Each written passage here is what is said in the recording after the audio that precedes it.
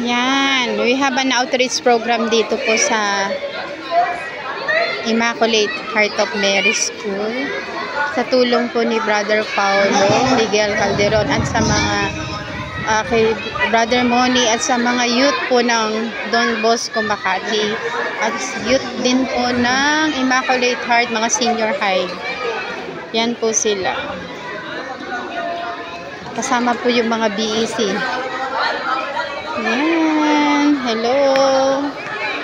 Ayan po ang aming Mother Superior, si Sister Rosa Galot. Ayan siya. Yan, si Paulo Miguel Calderon. Yan. Sasama na kayo sa picture, mga migrants, mga nanay, mga basketball. Sasama na kayo sa picture. Hoy, magbabasketball daw. Ay, mga nanay sa likod, mga nanay sa likod. Uy! Tayo na! Uy, tayo mamaya ka mamahin! Uy, Dustin!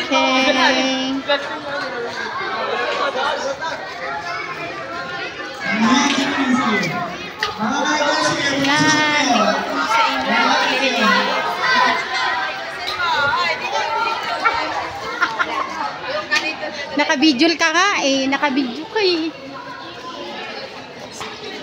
Charan! Kaya na nila yung doon. Yung mga nanay dyan. Pagbutihan nyo dyan.